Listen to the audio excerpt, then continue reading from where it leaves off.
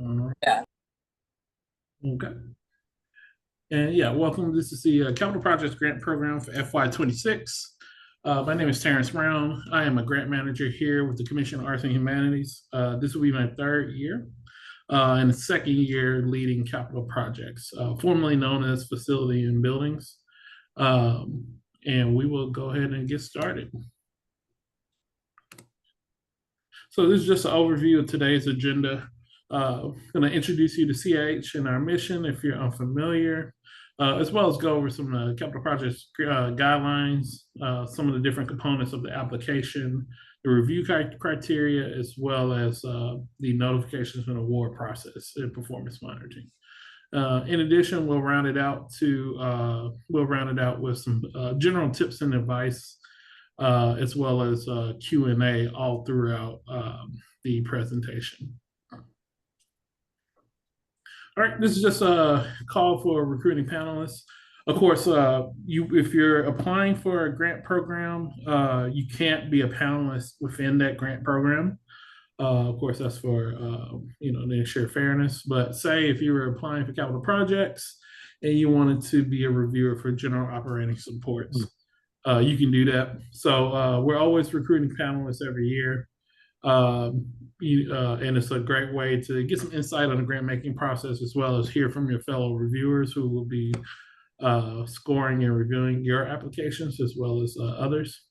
Many applicants who have become a panelist were able to craft a stronger application because they got the chance to see how the grant making process was behind the scenes. So if you're interested, go to www.dcarts.dc.gov. And as a small token of appreciation, we do give everyone with a $250 gift card that's virtual. And you can spend it however you want to. It's just a small token of thanks because we cannot complete this process without our panelists. All right. So I'm just going to read this land acknowledgement. Recognizing the Notchtank and Piscataway people, the first residents of the land that will become the District of Columbia. Every community owes its existence and vitality to generations from around the world who contributed their hopes, dreams, and energy to making a history that led to this moment. Some were brought here against their will, some were drawn to leave their distant homes in hope of a better life, and some have lived on this land for more generations than can be counted. Truth and acknowledgement are critical to building mutual respect and connection across all barriers of heritage and difference. We begin this effort to acknowledge what has been buried by honoring the truth.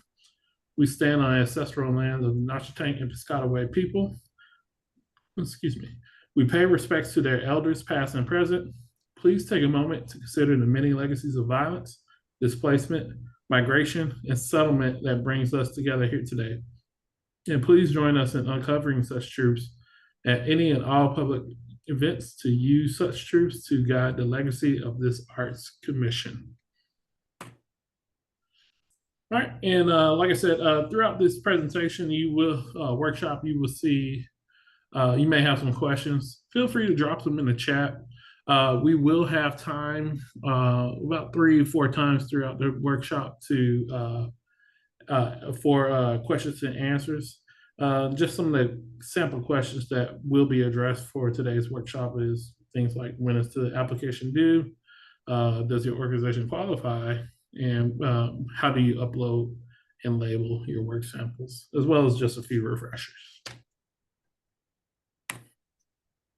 All right, so again, if this is your first time with the commission, welcome. Interacting with the commission, welcome. This is our mission. The mission of the DC Commission on Arts and Humanities is to provide grants, programs, and educational activities that encourage diverse artistic expression and learning opportunities so that all District of Columbia residents and visitors may experience the rich culture of our city.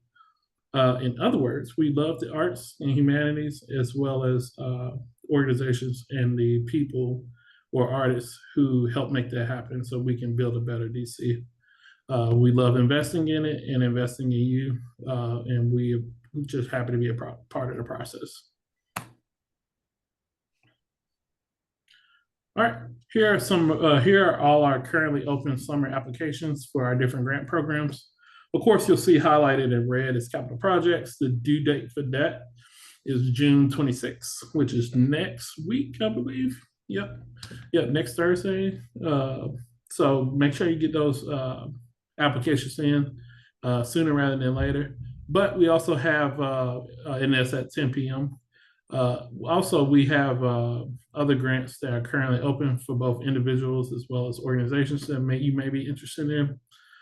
Just take a look at those. These are all listed on our website at dcarts.dc.gov under the grants tab. If you are interested in learning more about these other opportunities, as well as if you want to take a look at their RFAs. So capital projects, what is capital projects? Capital projects provide supports for arts and humanities capital projects, including project planning, professional services, equipment purchases, renovations, repairs, historic preservation, facility purchases, and digital assets. Typically funded projects have included major equipment purchases, facility renovation, expansion or repair, historic preservation, HVAC replacement, technology and digital infrastructure, preservation planning, website overhauls, property purchase, and more. Interested organizations do not need to own their facility in order to apply. I'll speak more on that a little bit later in the workshop, but I'll just reiterate that. Interested organizations do not. Said, hey, look at the claims number, look at the housing number, how come we not cutting? And then other people come back and say, yeah, but you have the inflation problem, the tariff issue coming. If you're just not joining us, could you please mute?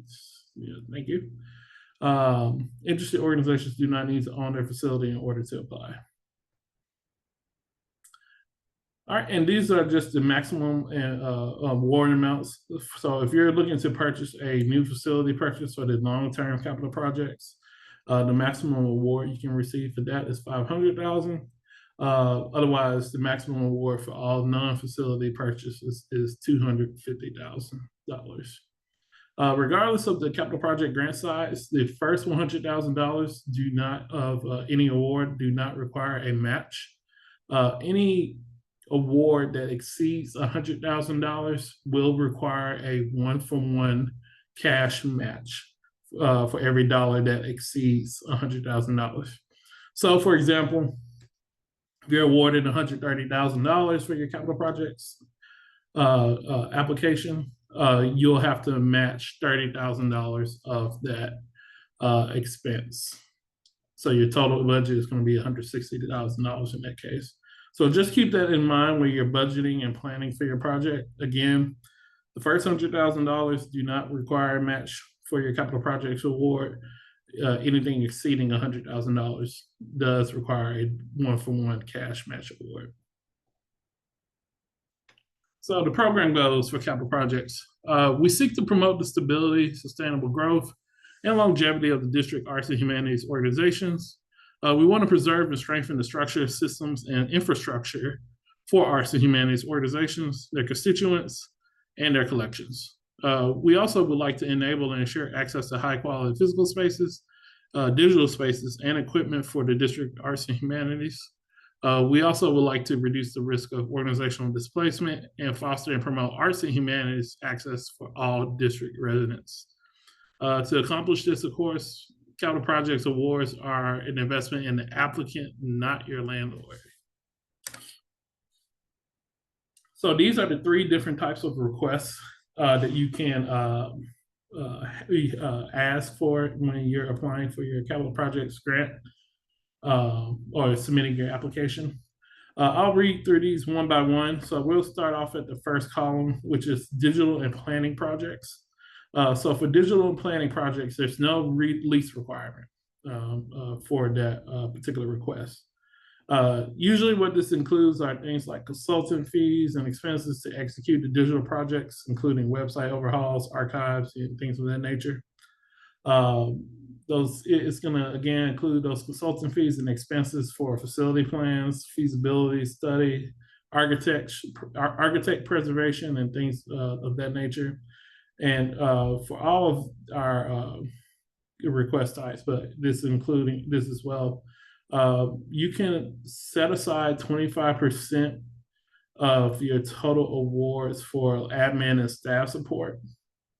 So really, anything within your organization to support your staff to help execute the grant, you can devote 25% of your maximum award amount towards covering that. So, for example, if you were to get $100,000 in your award, 25,000 of that can be devoted to admin and staff support. Next up, we have short-term capital projects. In order to apply for this particular request or have this type of request, you have to have at least 1 year remaining on your lease of an arts and humanities facility.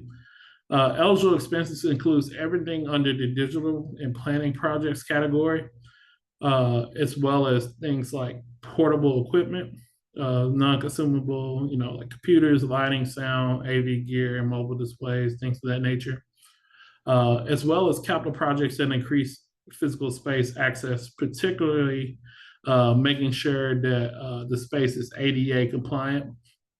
However, just to note, for if you're looking to increase the physical space through and making it ADA compliant, you cannot exceed $20,000 for your requests. So keep that in mind if you're planning that. For both digital and planning projects, as well as two short-term capital projects, the maximum award you can receive is $250,000. And again, we still have that one-for-one cash match for any awards exceeding $100,000. Last but not least, we have long-term capital projects. In order to qualify for this particular request, you have to either own a facility or have more than 7 years remaining on a lease, or you're seeking support for the purchase or construction of an arts and humanities facility. In order to be eligible some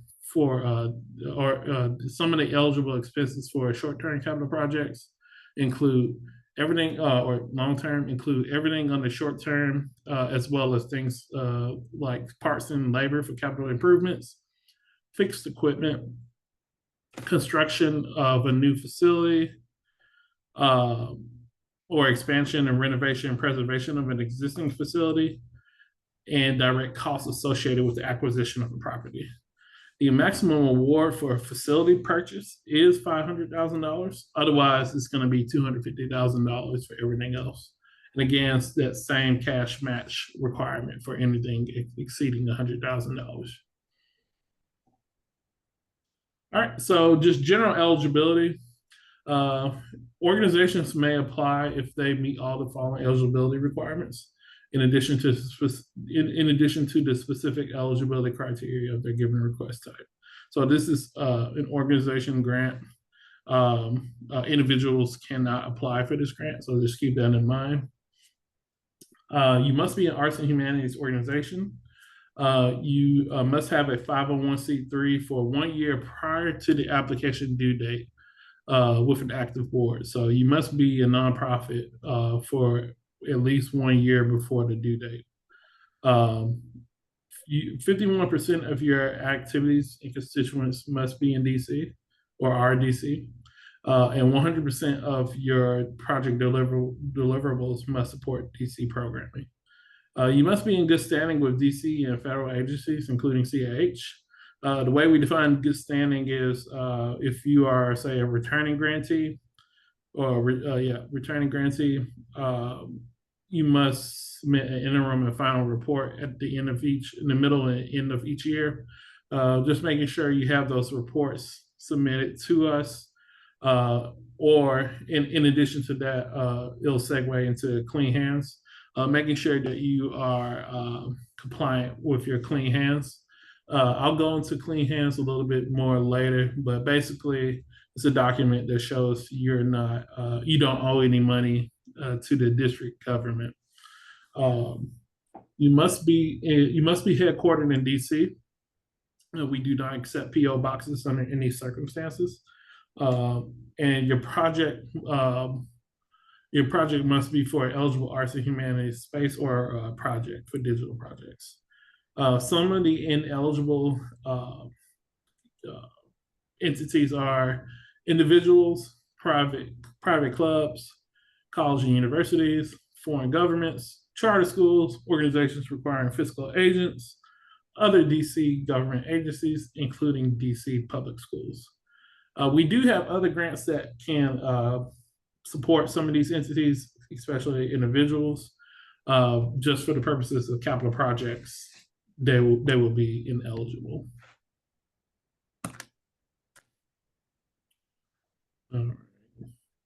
So next up, I'm going to go over the IDEA or IDEA, Inclusion, Diversity, Equity, and Access. The Commission on Arts and Humanities has placed increased focus on using an inclusion, diversity, equity, and access lens in its grant-making process with the goal of creating a more equitable arts and humanities landscape in the district.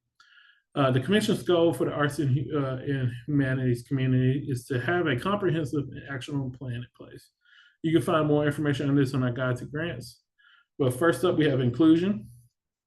So the way we define that is it authentically welcomes and intentionally brings traditionally excluded individuals and or groups into processes, activities, and decision/policy making in a way that shares power.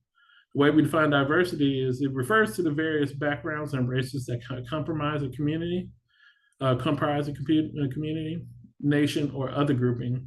In many instances, the term diversity does not only acknowledge the existence of diversity of background, race, gender, religion, sexual orientation, etc., but also applies a recognition of the value of these differences.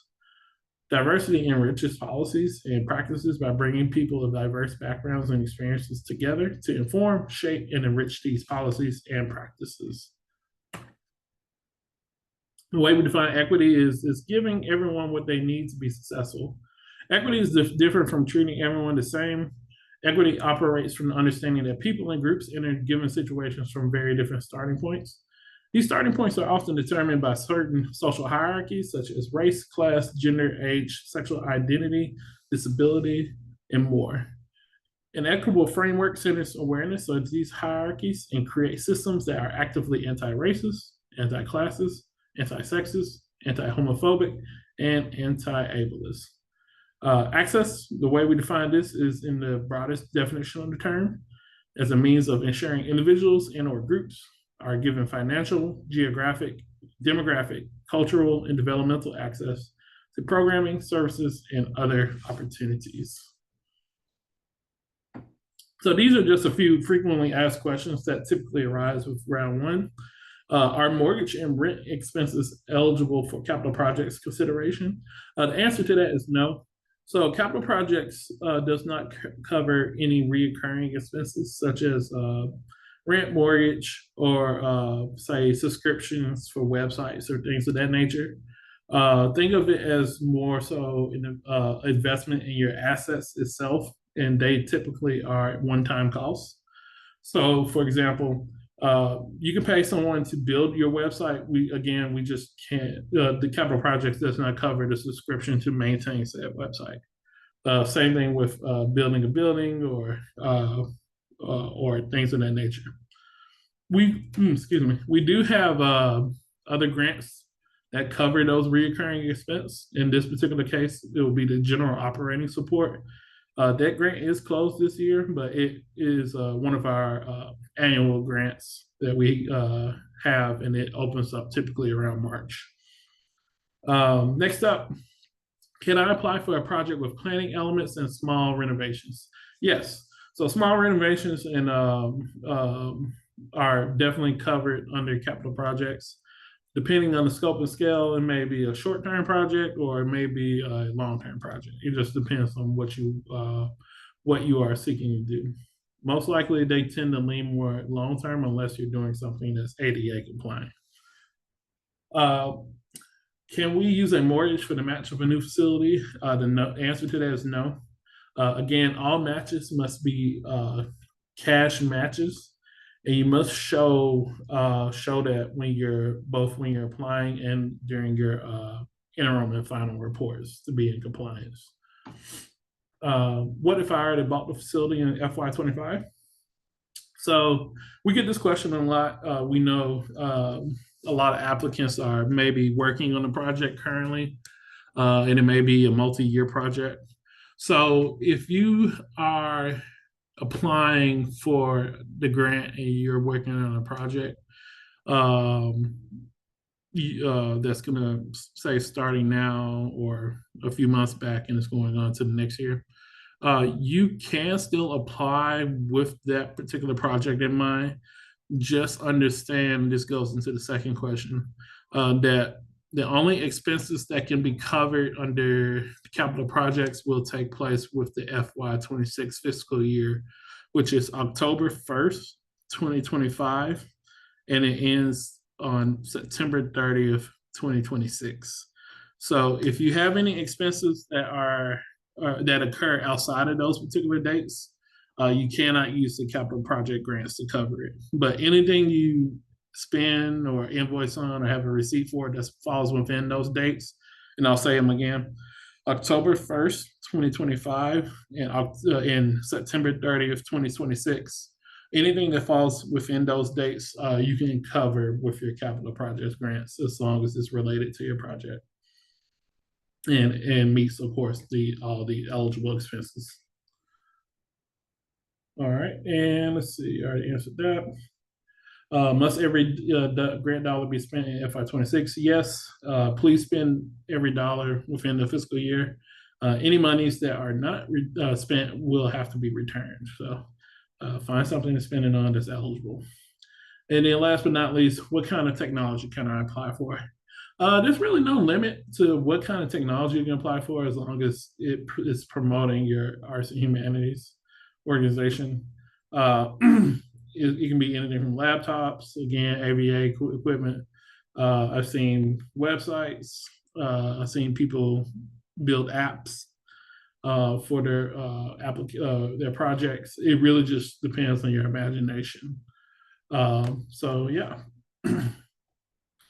All right, so we are now at our first round of questions. So if you want, feel free to either drop them in the chat or you can come off mute.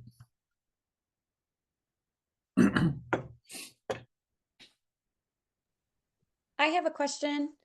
My name is Katie. I'm here with Theater 202. We're a small nonprofit, currently operating out of a school. So I'm a little confused. If we are interested in leasing, like we want to lease a space, is this a grant we can apply for? Or we have to have already, like, because we don't have the capital to get the lease in the first place. Yeah, so if you are planning on leasing a space, you need to have a MOU with the entity that you're planning on leasing the space with when you're applying. So if you can get that, Can you say that again? Can you say that one more time? I'm a little confused. Yeah. So if you don't currently have a lease with the entity whose space you're leasing from, you can get a MOU in its place. Oh, okay. So that can satisfy the requirement for the lease. Okay. So yeah, if you can produce that document and show it and put in your application, then you can still be eligible for applying. Okay. Yeah. Very cool. Thank you. No problem. Hello, Terrence and everyone else. Good afternoon. Good afternoon. All right. I need to check and make sure I'm in the correct workshop. I was under the impression I'm applying for an individual fellowship as an artist, and it sounds like I may be in the wrong workshop. Yeah, you're in the wrong workshop. I don't know if the fellowship is having a workshop today, but we do have a live chat that's going to go on Friday. Now that one's going to be, it's not going to be a workshop per se, but it's going to be one where you can just ask any questions. All right, that's for anyone if you're interested in learning more. Okay, that's what I need. Friday, what would that be, about noon, the same time? Yeah, I believe it is. Actually, I think it's going to be. Sorry, I don't have my. Let's see. And listen, I don't want to use up everyone else's time. I'll hunt that down. I'll go to the site. Yeah. Yeah, thank you. All right, yeah, you all take care. No problem. Take care. All right. Bye. All right, any more questions before I move on? Hi, Ms. Wren. I put this in the chat, but two questions. Will this presentation be available as like a document for reference Yes. after the presentation today? Yes. So if you're interested in getting a copy of this, just drop your email in the chat, and I will be sure to give you a copy of all the slides. Should that be directed towards Mr. Lee or to you? To me. Yeah. You can just drop it in the Zoom chat. Will do. Thank you. And then how is the information for matching donations disclosed? Yeah, so I'll get more into the what needs to be shown later for the match, but essentially it's going to be descriptions and dollar amount and where the funds are coming from. Got it. Okay, thank you very much. Yeah, no problem. All right, let's double check in the chat. Is there a list of arts and humanities properties available for purchase in the district? I don't think we have a comprehensive list of the different arts and humanities properties available for purchase currently. I'll see if we do, but most likely the answer is we don't have that list, just because the market changes frequently. But that's a good question. All right, and let's see, just checking. Also, okay, gotcha. All right. Seeing no more questions, I'll go ahead and move on to the next section, and that's creating an application. So for this section, we're going to go over the actual application components for capital projects. So again, you can find the online grant application portal on our website at dcarts.dc.gov. If you click under the grants tab, you should scroll down and you'll see a hyperlink that says grant application portal. If you have trouble finding it, just shoot me an email at terrence.brown. I'll include it in the chat and at the end of this. Terrence.brown@dc.gov, and that's Terrence, TERRANCE, and I'll help you locate that. Again, all applicants must have their application submitted by 10 p.m., which is a Thursday, June 26th, Eastern time. We will not accept mail, email, or hand-delivered copies of your grant application or components of an application such as a W-9, work sample, or emailed PDF of support material. I highly recommend that you all try to get your applications in a few days before, rather than wait last minute. Just because there are, if you remember in that earlier slide I showed presented, there are other grant programs that are also going to be due that same day, and when everyone jumps in on the portal at the same time, it definitely causes the system to go a little bit slower. So if you get it in sooner rather than later, then I can help troubleshoot any system issues if they arise. All right, and this is an old screenshot, but again, this is kind of how our website still looks. It's under the programs tab, and then you click grants right here. And then you'll see a hyperlink that says grant application portal. Once you click on that, it's going to take you right here. If you're a returning applicant, you'll just click the small sign in here, hyperlink right here. And if you're a new applicant, you'll click that sign up today green button. And once you log on, double check to make sure your organization is properly listed right here.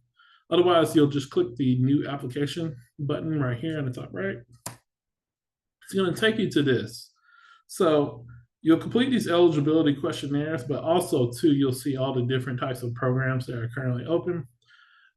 If you look to your right here, this blue hyperlink that says preview, that actually is going to allow you to download a Word copy of the application. I highly recommend that you take advantage of downloading that and completing the application on the Word copy, and then copy and pasting your responses into the portal. just because the portal, it tends to time out on you just because for security reasons, because things like Social Security and all sorts of sensitive information are on the portal. So it doesn't always save your responses if in the event that it does time out. So if you complete it on a Word document and then copy paste, it'll just save you a lot of time, effort, and heartache in an event that it doesn't save your work.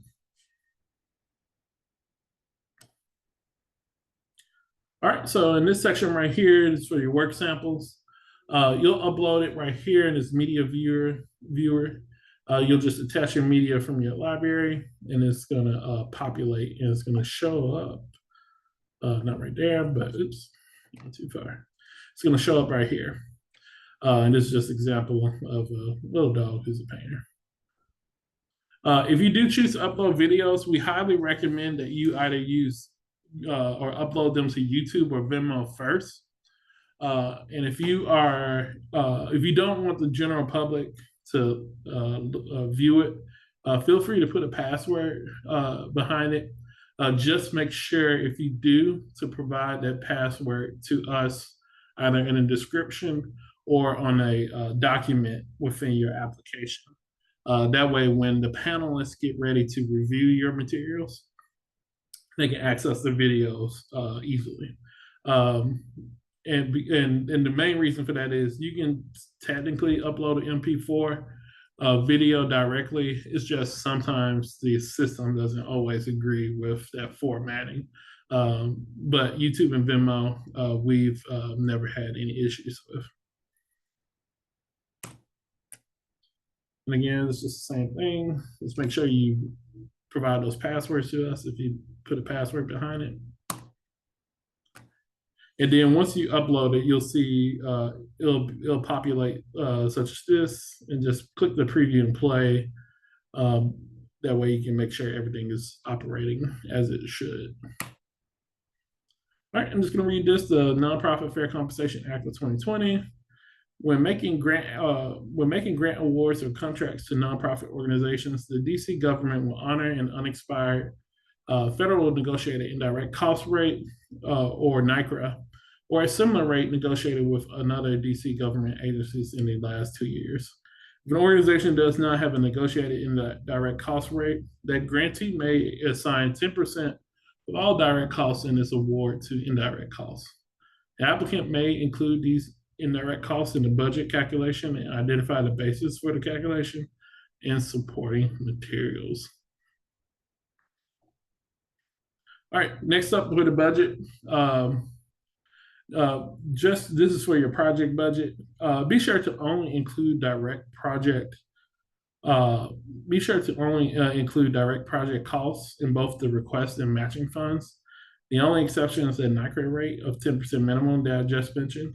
Do not provide any ineligible expenses like rent, utilities, or recurring expenses.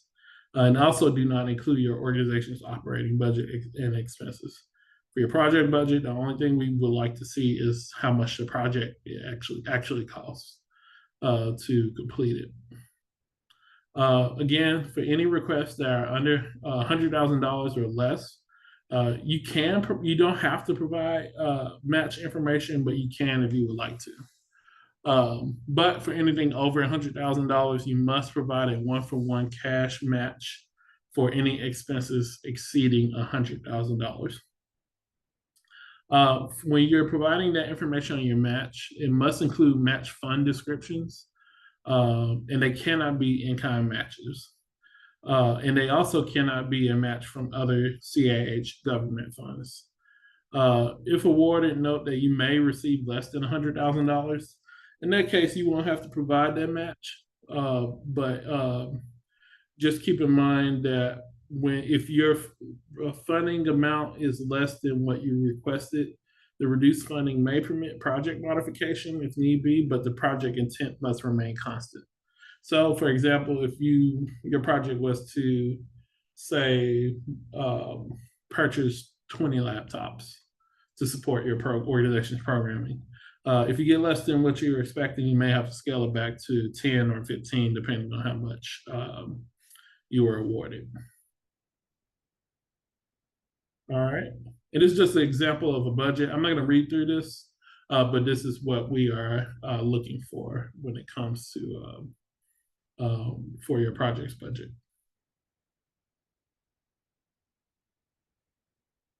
And like I said, I'll be happy to provide a copy of the slides for anyone who needs them. Just drop your email in the chat if you haven't already. All right, so next up we have required uploads. So I'm gonna go into more details with these shortly, but for the required uploads for the capital projects applications, first up we have work samples. Next we have renderings of architectural drawings, sketches, or photographs depicting the proposed project. Support materials, resume of key personnel, list of the current board of directors, including roles, responsibilities, home addresses, ward locations, a copy of a co-signed deed, lease, or an MOU demonstrating exclusive control of the space, a quote from a potential contractor / vendors. We prefer 3 quotes, but you are only required to provide 1. Generally, just a word of caution. Sometimes, be sure that your project expense has details as to why something costs the amount it does.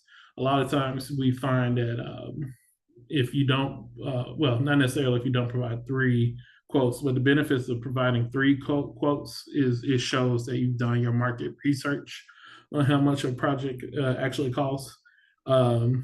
Just be prepared to defend the reason why something costs the way it does. Just because I've seen things like, for instance, a website overhaul request was $250,000 and there was only 1 quote. Well, you have to provide reasoning why your website costs $250,000 to overhaul, and it has to be logical and things of that nature. And I'll go into more details of that later, but that just gives you a little bit of perspective. Let's see, current organizational budget. So the reason why we ask the current organizational budget, because not only it demonstrates the ability to execute the project, but also to the way we separate the applications are according to your organization's budget. So large organizations are compared to other large organizations, and small organizations are compared to other small organizations based on their budget, organizational budget. All right, next up we have a profit and loss. We require a profit and loss statement from your most recently completed fiscal year. And for any organizations that have a budget that exceeds $1.25 million, we require your most recent audit. We also require a balance sheet for the most recently completed fiscal year, and then other compliance documents, including clean hands, certificate of liability insurance, IRS letter of determination, statement of certification, and other IRS forms such as the W-9, the 2024 version, and not your 990. And I'll go into more details about that shortly. So first up, we have your certificate of clean hands. This is operated by the Office of Taxation and Revenue, and the Office of the Chief Financial Officer.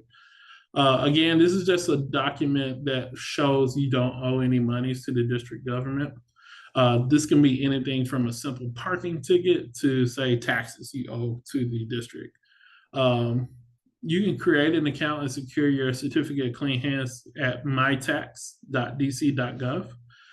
And if you haven't secured a clean hands in the last, say, 3 or 4 years, you can apply early and read through the guidelines carefully posted on the website. Keep your most recent DC tax information on hand when applying. And if you get locked out the system, try accessing it from a different browser. And if it's still accessible, and if it's still inaccessible, just let me know. If you cannot secure a certificate of clean hands before the application deadline, don't worry, you are still eligible. But just understand that We will eventually need that documentation in order to distribute the funds. And that's a DC government policy as a whole. We cannot distribute funds if we do not have a certificate of clean hands that's in compliance. All right, so next up we have our the IRS W-9 form. Just make sure that it is the March 2024 version of the W-9, which is the latest form from the IRS. For all your documents, make sure that your name, your organization's name matches on everything. Everything should be consistent. Of course, make sure a box is checked to Section 3. And again, absolutely no PO boxes under any circumstances. You must provide your organization's DC address. Your organization, of course, needs to provide the EIN number. Then for signature, and we usually have issues with this, and that's supposed to say date stamp for 2025. Make sure that your signature is either physically drawn, or you know how you can use the draw feature on Adobe Acrobat or something to that effect, to where you do it yourself by your mouse. Or you can use a digitally encrypted signature. So you have your signature, but it has the timestamp on the top and bottom. So make sure you provide one of those 3 signatures. Just make sure it's not a version of signature where you type your name in and just change the font. Because accounting and finance will ask us to get another W-9. And that's just a time saver, keep you all in compliance. And of course, once you complete that, save it as a PDF, and then just make sure it is included in your application. We also have a fillable copy on our website, dcarts.dc.gov, under our grantee, or under our resource tab, as well as other documents. All right, next up, we have our certificate of liability insurance that we request. So with this document, we don't need your actual policy. For all of our project grants, we require a certificate of liability insurance, just general coverage. When you're speaking to your policy holder entity, ask for this Accord document right here. They'll know exactly what you're referring to. And it needs to have the following language in the description of operations, right here in blue, the government, District of Columbia, etc. In addition, it also needs to include the written waiver of subrogation. So if you look at the red circle right here with a red check mark, in that row or column, you need to make sure it's either a check mark, an X, or a Y that shows you are authorizing the written waiver of subrogation. And then finally, in the certificate holder box, which is at the bottom left right here, you need to make sure that it includes the DC Commission on the Arts and Humanities name and address right here. And then in an event for the expiration date, just make sure it's covering the fiscal year for the grant. If it expires in the middle of the grant, that's no problem. Just either we'll reach out, or just send us the updated policy once you renew it. Or updated policy once you renew it. All right, work samples. So work samples are going to be the most crucial element of any application. They must depict the applicant's strongest arts and humanities output. Panelists must be able to assess the skills and/or impact of the work. They cannot be older than 3 years. You want your work samples to focus the panelist's attention, generally no more than 3 audio/video work samples and a limited selection of images. If you need ideas, you can check out our FY26 guide to grants for more ideas. And just keep in mind that submitting older work samples may render the application ineligible. So support materials. Support materials, they strengthen the application and provide additional information related to the grant request. They do not take the place of a work sample or other uploads. Some of the examples of support materials are performance/exhibition reviews, assessment and evaluations, annotated images of your site, before and after renderings, evaluations, master plan, facility plans, preservation plans, or a strategic plan that supports the proposed projects, photographs of a 3D model, detailed work plans, the scope of work plans, and estimates. Basically, support materials can be anything to help add clarity to your project. Resume and key personnel. The key personnel resumes are an opportunity to showcase that your organization produces excellent programming, you have the capacity to execute the project, and the project will be high in quality. Just make sure that when you're including your resume key personnel, you mention people or answer the following questions. Who is responsible for your organization's arts and humanities output? Who is responsible for managing the proposed project, and who is executing the project? A lot of times we usually see that for resume for key personnel, the details for that can be sparse for some applicants. And that's one of the things panelists are looking for, especially. They want to know who all is going to be involved to make sure that this project makes it from point A to point B. So be sure to provide as much detail as possible, especially the actual expertise and skills of whoever you include on this. That way panelists can see whether or not this project is feasible. And that can include even volunteers or support. Like I said, anyone who's going to be involved in the project. All right, so we are on our next round of Q&A. And I see we got quite a few questions from the chat. Let me see. Okay. I'm sorry. I'm just going to make my screen bigger right quick. All right, I'm going to read a few questions from the chat first, and then I'll, if anyone wants to come off mute. The question is, let's see, what is the average capital project grant given for smaller orgs? Our budget is $250K, although a large chunk of that is in-kind donation or volunteer time. Just trying to figure out whether to submit a big proposal or a smaller scale one. Honestly, Eric, it varies.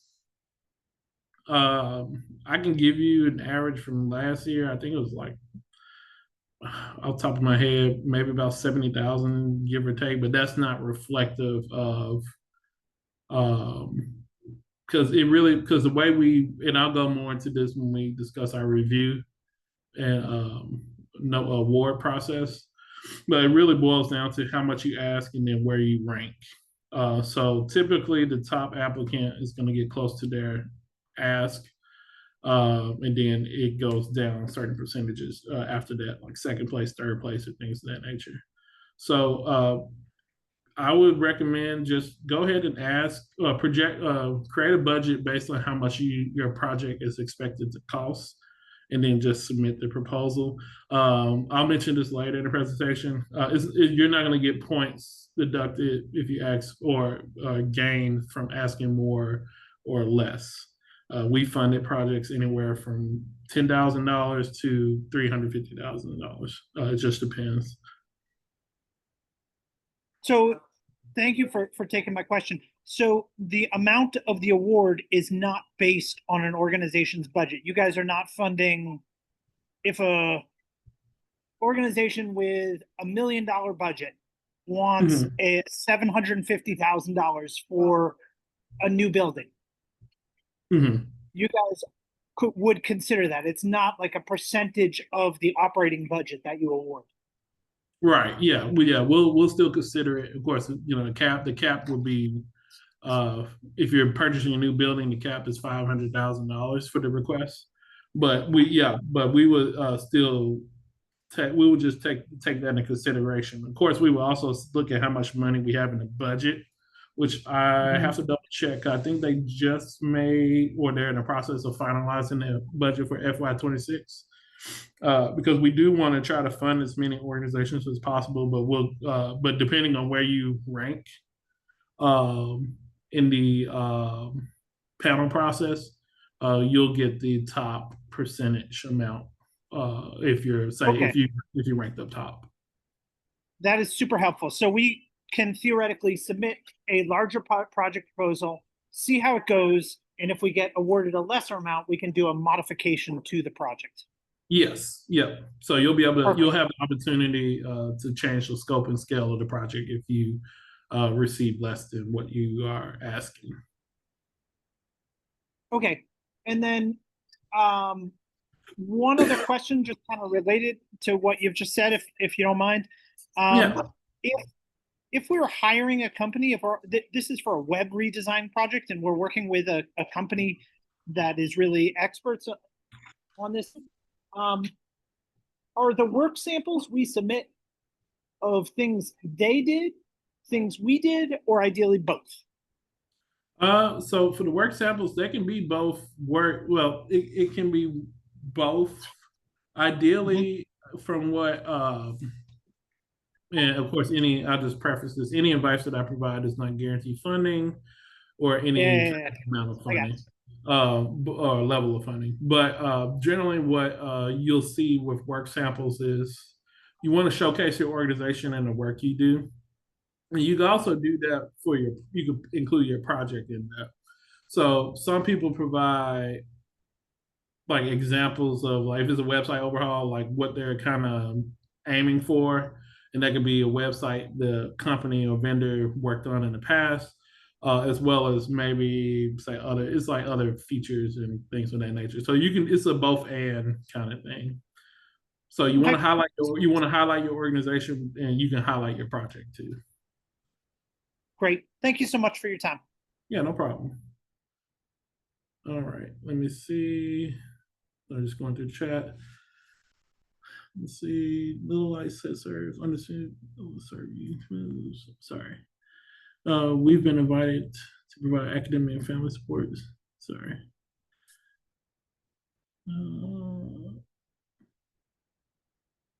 I'm sorry. David, could you come off mute right quick? Sorry. Just ask your question. I'm reading it.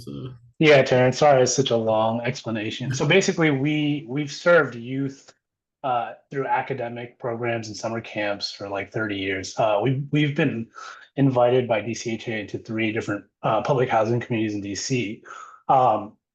That has limited what we can do in the past. So we just bought a church building. We're renovating it. We're going to run new programs out of it in Ward 7. And we're curious if, because we want to integrate. I mean, a lot of our students find art to be soothing and just good, good for the growth. And 2 of our college and career program students are actually graduating in art. So we could probably provide samples from them. But I'm just curious if we could have a meeting to discuss if this would be a good grant opportunity for us, or if there's smaller grant opportunities we should look into first, to kind of see what programs we can offer under the arts that your organization would like to see an organization like us run.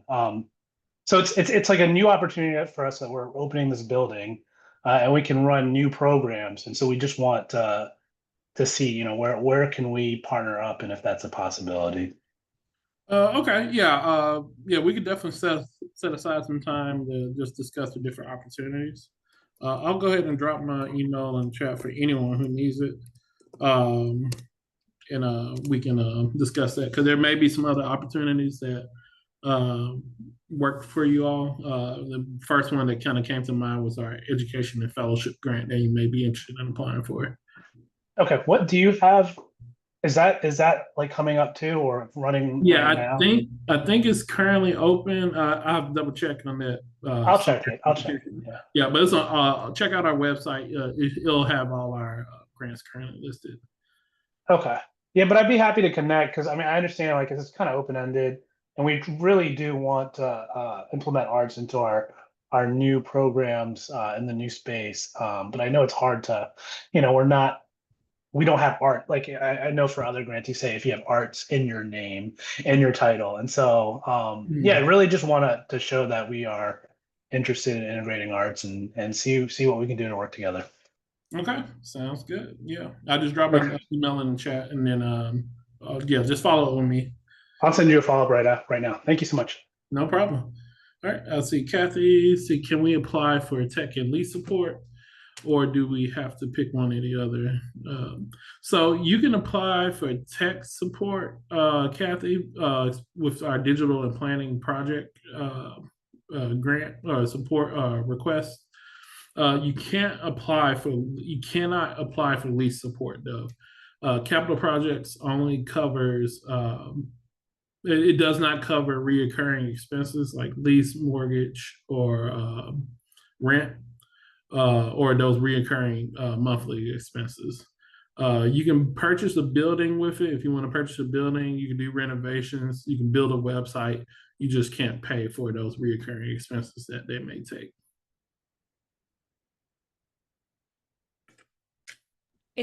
Thank you so much. Is this a good time for a question out loud? Yeah, go ahead. So I had two questions about a slide a little bit ago.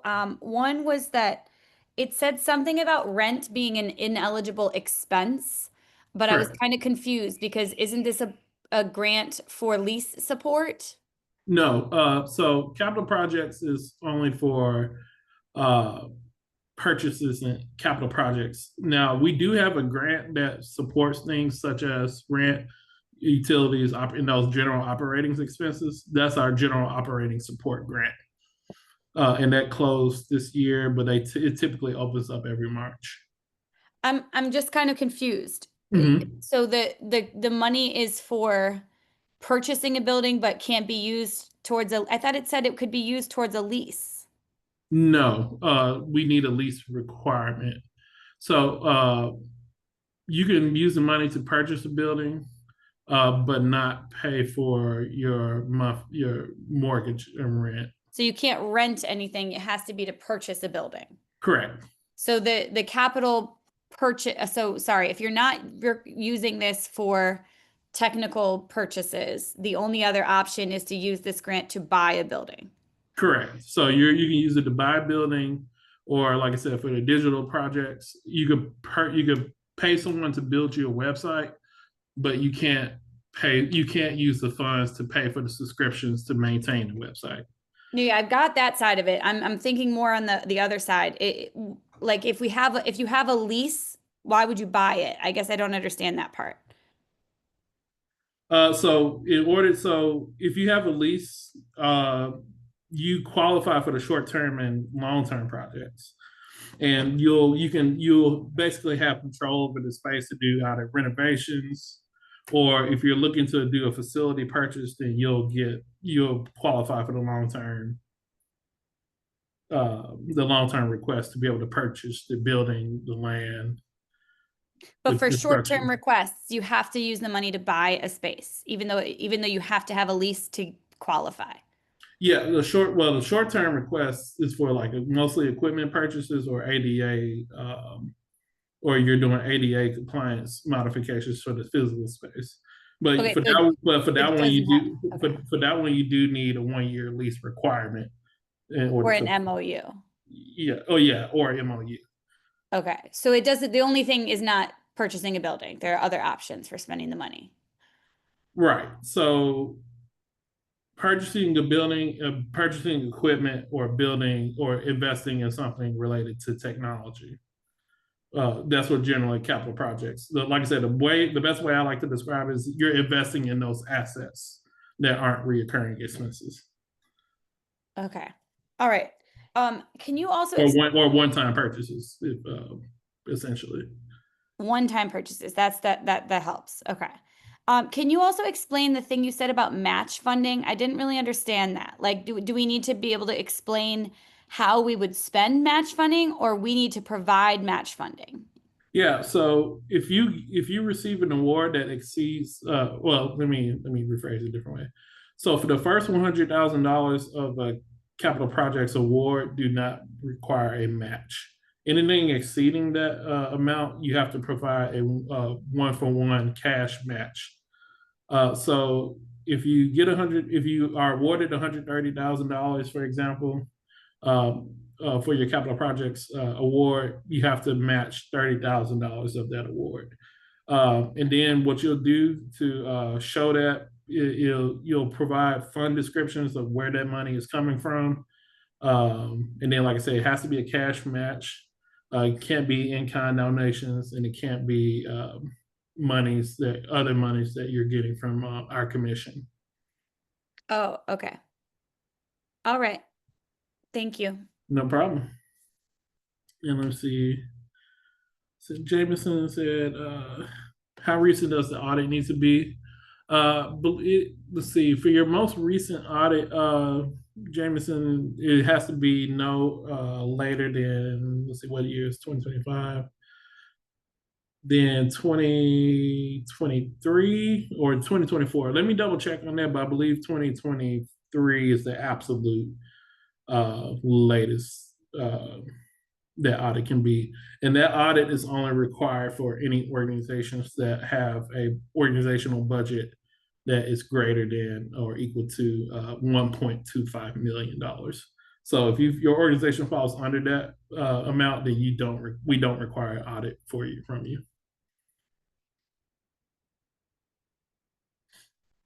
And okay, I see Elizabeth says, could you speak more to whether there are ADA compliance requirements for a capital project for sound and lighting equipment, for instance?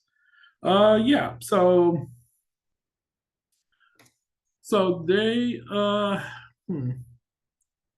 so the ADA compliance requirements is for short-term projects. It's more so for physical space, which has a cap of $20,000.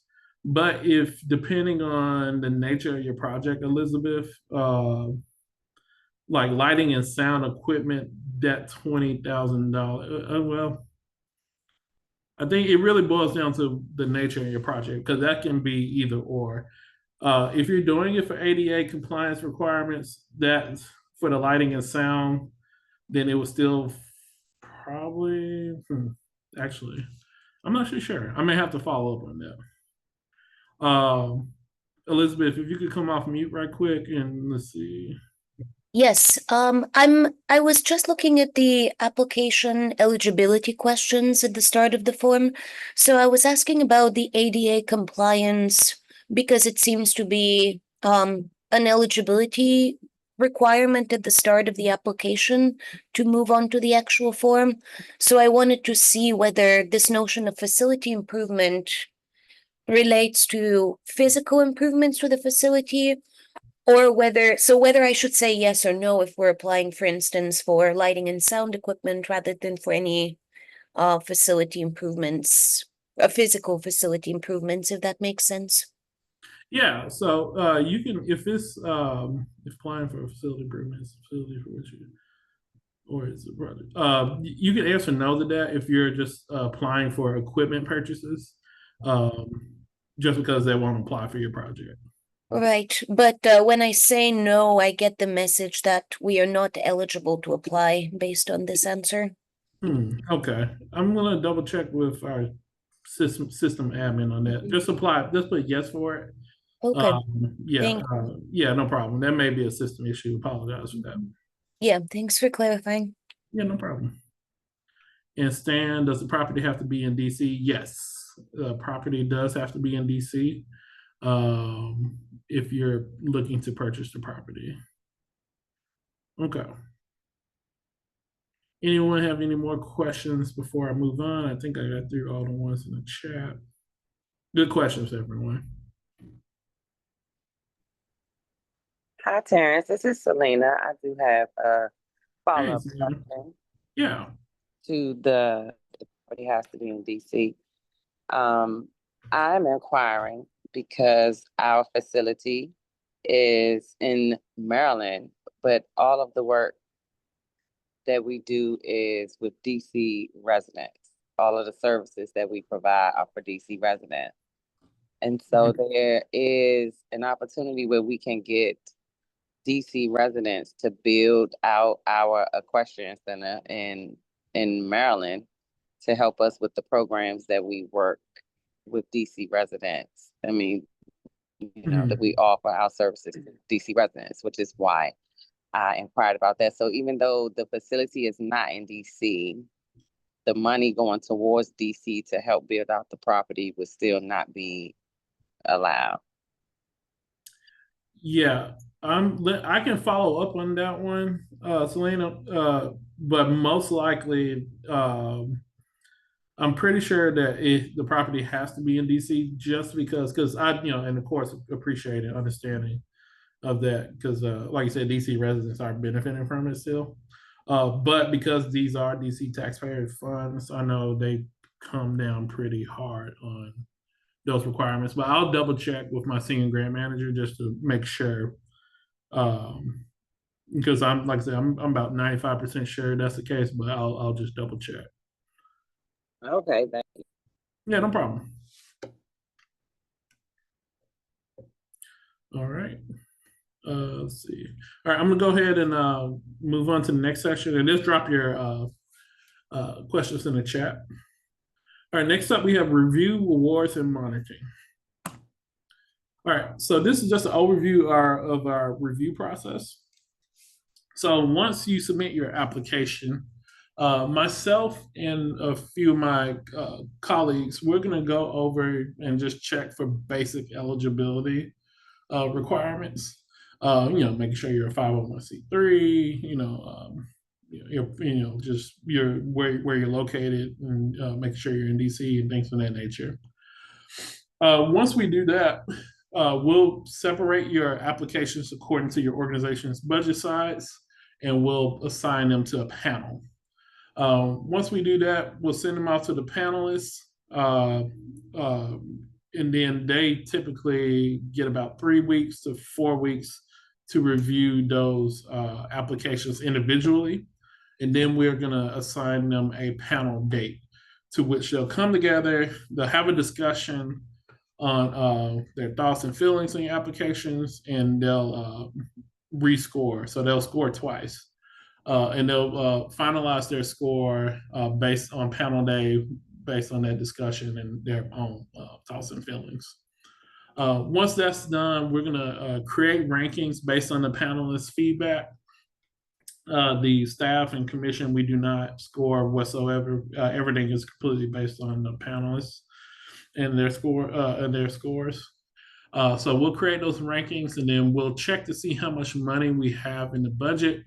Like I said, that decision usually comes around either late summer or fallish, depending on the city council's schedule. But just to give you some perspective, last year we gave out about $4.2 million in capital project funds. Hopefully that doesn't change it, because there are a lot of things occurring outside of local government that are occurring beyond our control. But that's kind of gives you a ballpark. And then the year before was about $6 million, but we did have a reduced amount of funding because I think the COVID funds were rescinded. Anyways, so we'll create funding recommendations based on the budget.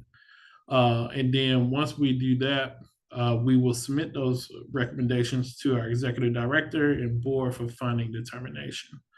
Once they look at that and give their stamp of approval, we'll notify all the applicants of their status either on or after October 1st, 2026.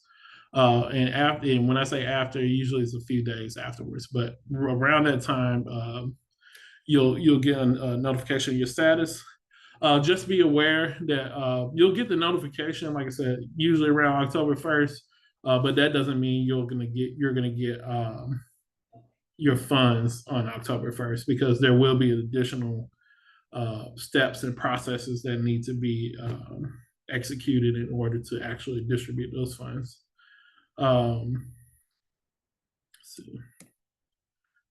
Let's see. And I'll read this question right quick. Were the funds all dispersed during the same year?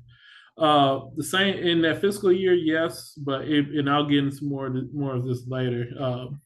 Usually it's about, I want to say, the fund disbursement, about 60 to 90 days turnaround time. Just to give you perspective, some perspective, we released the capital projects funds about mid-March this year. And like I said, there's a lot of different factors that go into that, because the reality is government does have a lot of red tape. and just making sure certain documents are in compliance. All right, so I'm gonna go over the review process. All of this information is in the RFA, and this is what the panelists are gonna be using when they score your application. So the project content execution, the applicant's project is aligned with the organization's mission. The project demonstrates critical organizational need. The project is financially viable with any matching funds committed or able to be raised during the grant period. And the applicant details a reasonable and inclusive project timeline. All that makes up 30% of your total score. District impact and engagement. The applicant's project addresses a critical need in the district. The project strategy is tailored to the unique aspects and features of the place. If it's a registered historic entity, the project accommodates preservation and conservation needs, and the applicant provides a meaningful arts and humanities programming with a strong impact on the district residents and visitors. And also, too, one of the questions we get often is, how does that work with digital projects? So for digital projects, it's going to be the same scoring criteria, except it's going to be more so how does the project promote the organization and make like as far as like from an outreach standpoint, and how does it make it easily accessible for the general public, residents and visitors. So all of that makes up 30% of your total score. IDEA, the applicant has proven commitment to inclusion, diversity, equity, and access for constituents, staff, board, and their broader communities. The project increases access for DC residents according to geography, race, and ethnicity, ability, discipline, or other categories. And the project increases arts and humanities, residential and or studio spaces. Last but not least, organizational management and capacity. And also too, that was 20%. Last but not least, organizational management and capacity.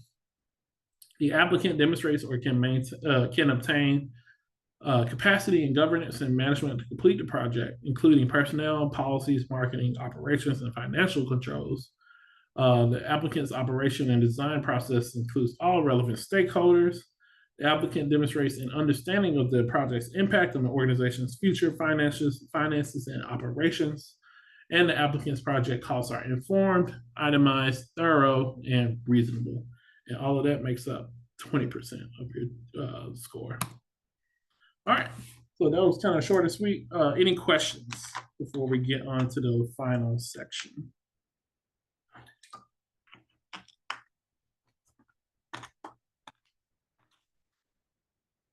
Going once, going twice.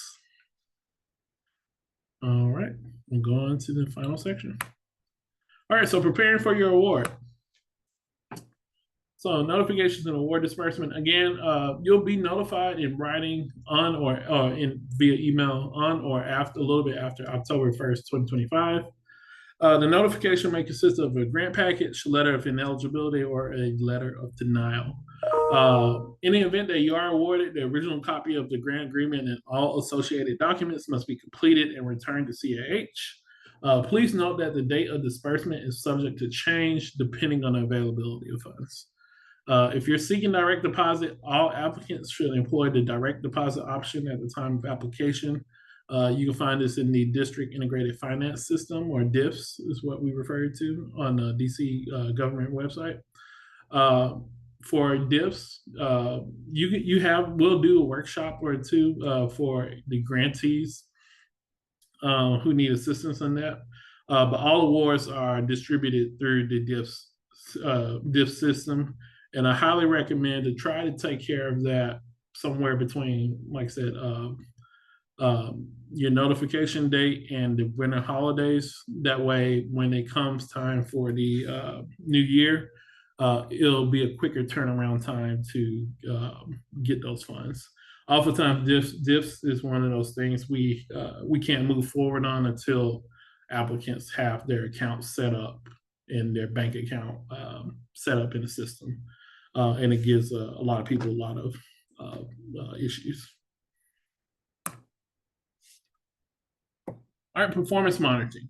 So all grant recipients are subject to monitoring requirements. All activities funded by CAH will be monitored by staff through interim reports for awards that are greater than or equal to $12,500 due on April 17th, 2026, or site visits, including performances and presentations, and email correspondence and phone calls. Of course, feel free, if you are a grantee, to invite us to come see your project or your organization. I would definitely try. I always try to make my way to come see the incredible work you all do. And it's a great way to get out of office. And staff, we love seeing the work you all do. And it's always better to see it in person than reading it on paper. All FY26 grantees must submit a final report by October 16th, 2026. All right, so this next and last section is just tips and general advice. Disclaimer, application content is the sole responsibility of the applicant. No tip or advice, taken or not, can guarantee funding or any level of funding. So this is just some advice to answer some of those questions and give you a little bit of insight of what we typically see and what people typically ask. So what project should you pick? What project should you pick? That's an impossible question to answer. Really take the time to review the narratives and review the scoring criteria. Organizations have different needs. Not every project is going to answer every scoring criteria, and that doesn't indicate that a project won't receive funding or it won't receive deep funding.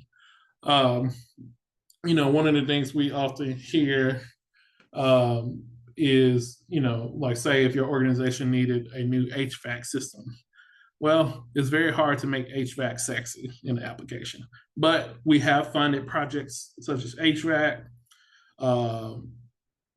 help rebuild sewage systems, website overhauls, building purchases, somebody needed window replacements, pretty much anything you can think of. So again, website overhauls, computer purchases, exhibition cases, elevators, window replacement, permanent home, preservation, conservation plan, even the kitchen sink is eligible under the Capital Projects Grant Program. Of course, we don't advise the kitchen sink, but it is eligible, and it may even be tempting just for the laugh. So project analysis. So if you're looking to purchase a facility, the funding amount is tempting, but it does require a firm plan. DC market is very volatile, and funds are restricted to that fiscal year. So again, that October 1st, 2025 to September 30th, 2026 date. And recent project support over the last about 2-3 years has all been private sale. When you're planning your grant, look at things that are essential but intangible, aspirational, or theoretical. The more grounded that you can make your application, the better it is. Consider developing a plan of action and consider substantiating the request with research and cost analysis. Letters of support from informed individuals are sometimes helpful in applications. And when you're making major renovations, consider what can be feasibly done in a fiscal year window. Sometimes projects are going to take more than just one fiscal year, and you may have to divide up your project into sections. So say if you're replacing all the windows in your building, for instance, you may have to do half the building this year, and then you may have to just submit another application the following year to address the other half of the building. So just make sure when you're planning your project to keep things like that in mind, just because you have to use the monies within that window, and anything outside of that is not an eligible expense. Digital projects. Make sure you define the project. Don't go too broad, just because you want to make sure it's addressing really the need of what you're trying to do for the organization. Remember, and just keep in mind that reoccurring expenses are not eligible. So when you're planning your budget, keep in mind that it's very rare to receive 100% of your requests. In recent years, given the total amount of money that was in the bucket, funding grantees have received as little as 70% of their proposed budget, and that's the top scoring applicant. If you are awarded, we want you to be successful. So draft your application with the timing of the award receipt in mind. Also, keep in mind that in October, your grant paperwork is due. CAH, the way it works, anything that exceeds $12,500, we will issue 50% of the awards up front, and then it usually takes around 10 weeks or, like I said, 60 to 90 days, give or take, to get you those funds. But October projects are still eligible. But it's going to require your organization's liquidity. So if you have any expenses that you incur related to your project and is an eligible expense under capital projects between October 1st and your first payment date, just hold on to those receipts and your invoices and things of that nature. Those expenses will be eligible for your award. So just like I said, keep tracking them by the time you get your first payment. The second half of your award is going to be issued upon confirmation of your interim report, which is due, I think I said April 17th. And if for some reason it has to get pushed back between April and June of next year. These funds are receipt-based, and then you must have spent at least the funds you have been issued thus far, or 50% of your expenses.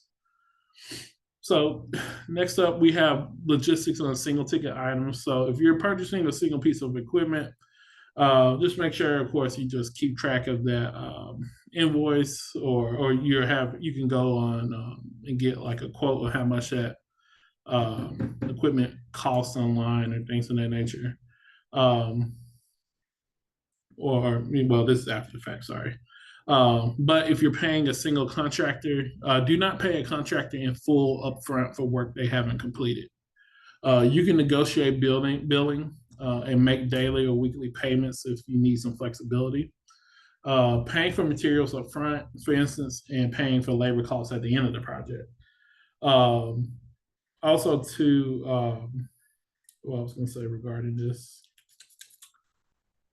If the contractor is giving you a hard time, especially oftentimes because it's a process to get your first half of your awards, you can use your grant agreement as a form of an MOU, or not MOU, MOU, to show that you've received, you're going to receive the funds from the DC government. That's a binding contract once you sign it. So it just gives them a little bit of reassurance that they're going to get the money. It's just going to take a little bit. For early deposits, our retention is required before the fiscal year starts. So deposits are not an eligible project expense. Again, the work begins statement, it occurs on and after October 1st. So anything that's outside October 1st, 2025 and September 30th, 2026 date are not eligible expenses. Some more application tips. Last thing on the budget. Select a logical project. It's tempting to just maximize the request for $100,000 before you have to provide that match, or select a project that will put a strain on your organization. Try to avoid a lure and apply based on the project, not the maximized amount. The award amount point does not influence your chance of request. Again, no matter how much or how little you ask, it's not going to tip the application in your favor either way. Just remember your audience and the rest of the applicant pool. The panel is going to be weighing in on very wide-ranging projects. And they're going to be reviewed in cohorts ranged by your organization's budget size, and they're going to be paneled by peers who may not be familiar with your organization or the specifics of your project. You want to write the application in such a way that a panelist could execute it. The best way I always tell applicants they should frame their applications is you want to assume, again, that the panelist has no idea who your organization is, what they do, and what kind of project you're trying to achieve. You want to take them on that journey to show them how you are, what the work you all, who you are, what work you all do, and how your project is going to make an impact on district residents, visitors, and everyone of the sort, and help build your organization. Storytelling, essentially.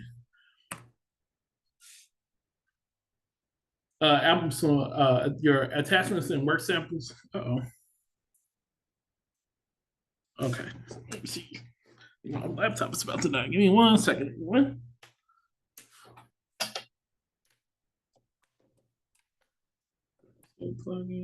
Okay, great. Attachments and work samples. You want to restrict your video to no more than 5 minutes, and you want to include a start/stop time code if needed. Don't upload 2 hours unless you provide those stop time codes. We appreciate the work, but panelists are going to be reviewing through several applications. Again, upload your videos as YouTube or Venmo links. There have been issues with uploading videos in the past. If you are trying to upload a raw video, and try to avoid audio uploads. Again, MP4, but ideally YouTube or Venmo links. Maintain your elements such as your W-9, work samples, certificate insurance, federal tax information, and other support materials that are requested in each application, and ensure all attachments and PDFs are up to date. So for that portion, again, if we have those elements up to date, it really helps speed up the award disbursement process. A lot of times we have to request that information. So if you make sure everything is up to date from the start, it really reduces the turnaround time. But of course, we'll request those documents if we need them.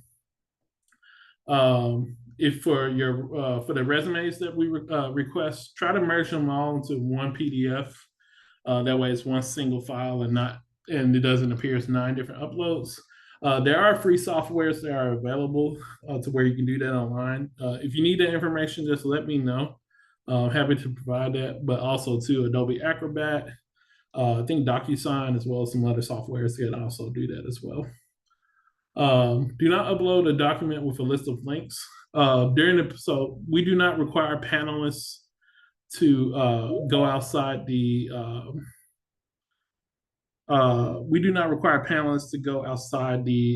confines of the application.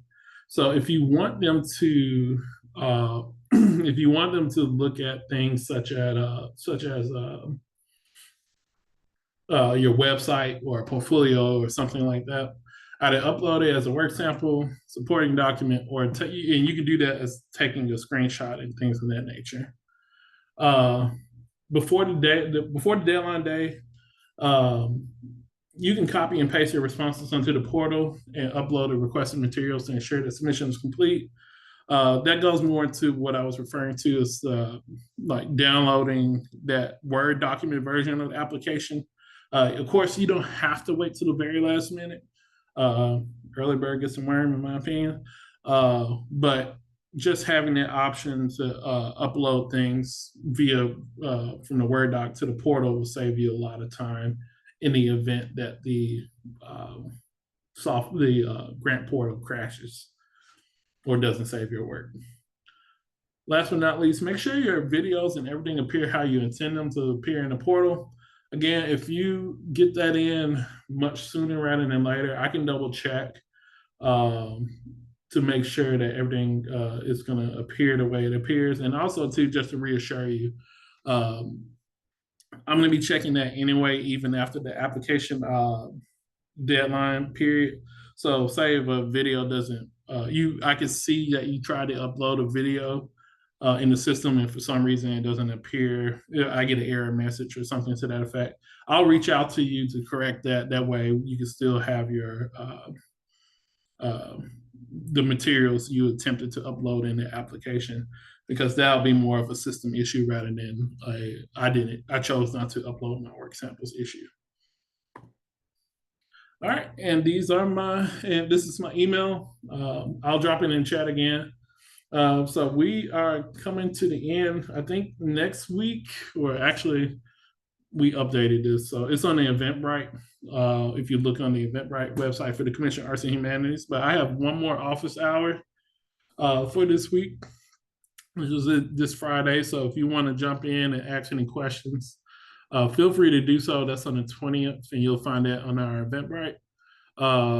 But other than that, I wish you all the best of luck. I'm gonna hang out a little bit to answer any questions if anyone has any lingering questions. But again, the deadline is next week. Get those applications in. Feel free to email me if you have any questions. I'll try to get to them as soon as possible, just because my inbox is flooded. And I'm trying to maintain it as great as much as possible. But other than that, that's all I have. And let's see, Elizabeth, I see you said for the video samples, is it 5 minutes overall or 5 minutes per video? And is there a preference for continuous samples versus highlight reels? Yeah, we just recommend, Elizabeth, for the video samples, it'd be no longer than 5 minutes. It doesn't have to be 5 minutes. So if it could be less than that, that's great. And that's the main reason for that is generally 5 minutes is anything longer than 5 minutes can lose panelists and people in general, just because they're also looking at probably around 20 plus other applications. So we try to, keep it from being too much of a burden on them because they are volunteering. And and that can be per video.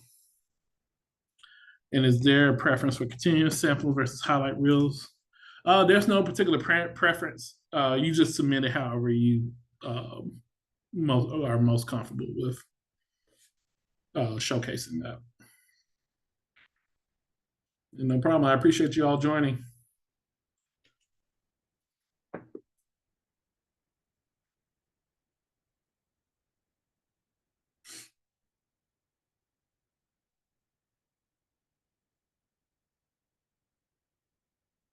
And if you would like a copy of the slides and you have not done so already, then just drop your email in the chat.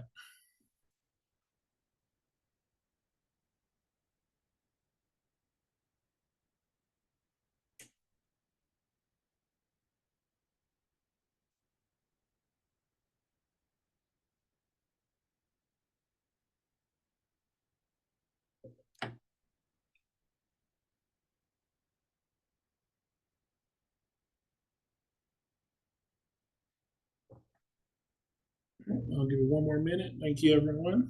And let you all enjoy. Oh, happy Juneteenth tomorrow.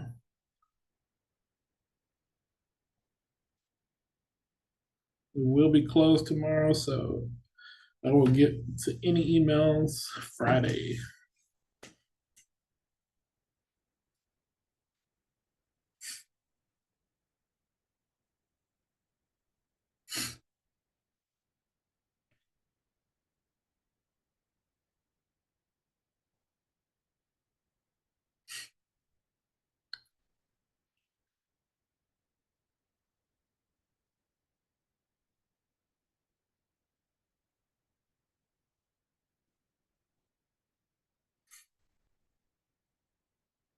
All right. Take care, everyone.